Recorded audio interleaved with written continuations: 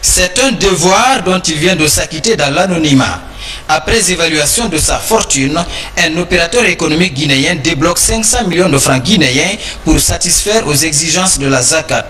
Cette aumône intéresse aussi la coordination nationale de lutte contre Ebola qui bénéficie de 50 millions de francs guinéens sur le montant.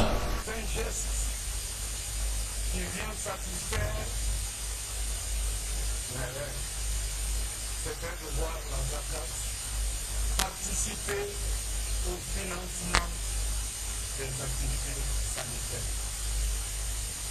J'ai eu ça il y a plusieurs années. On m'a dit, quand la zakat finance les activités sanitaires, il y a des possibilités que le donateur consomme. J'ai eu cette réponse en main. La zakat qui sert à améliorer les conditions de vie des pauvres. Aujourd'hui, dans mon pays, depuis le mois de janvier, on a 2000 personnes et quelques qui ont attrapé cette maladie. Il y a 1200 qui en sont décédés. Ça a laissé des orphelins, des familles dans les différentes familles.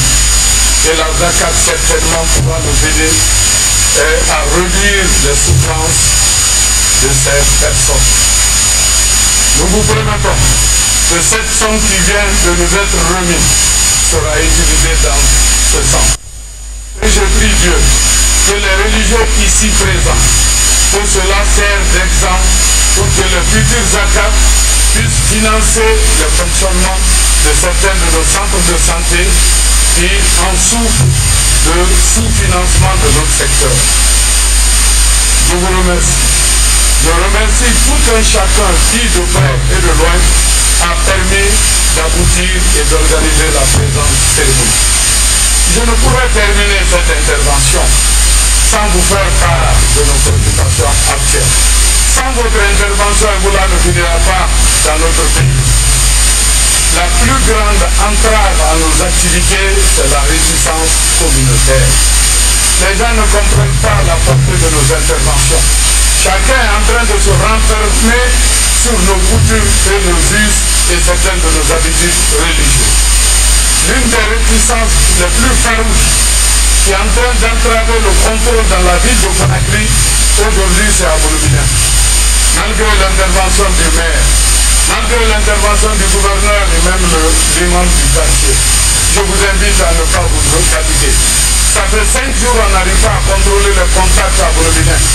Et cette attitude va augmenter le nombre de malades dans la ville de Conakry.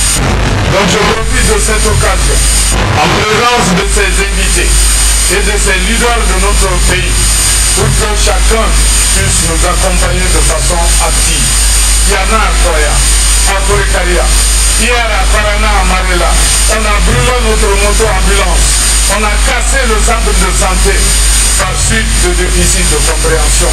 Les gens ont en tête que le musulman ne doit pas être enveloppé dans un sac. Et pourquoi nous le faisons? C'est pour obéir à des mesures préventives. Quand on enveloppe dans le tissu blanc, les fluides qui sortent du corps du défunt vont mouiller la toile blanche. Et quiconque touche ce fluide-là, dont un gramme contient plus de 7 milliards de virus, donc il cesse à attraper la maladie. C'est pour cela que nous avons fait le choix de l'envelopper dans les sacs plastiques qui ne peuvent pas laisser passer le fluide pour que ce fluide-là soit enterré avec le corps. Je souhaite que les imams ici présents nous aident à faire comprendre ça à la population guinéenne qui est en majorité musulmane. Mais le faire envelopper un corps dans un sac mortier en plastique, c'est pour protéger l'imam, c'est pour protéger tous ceux qui doivent toucher ce corps. Déjà, nous avons 7 imams qui ont perdu leur vie en lavant les corps, etc. Nous vous demandons à nous aider à faire comprendre ça à la population.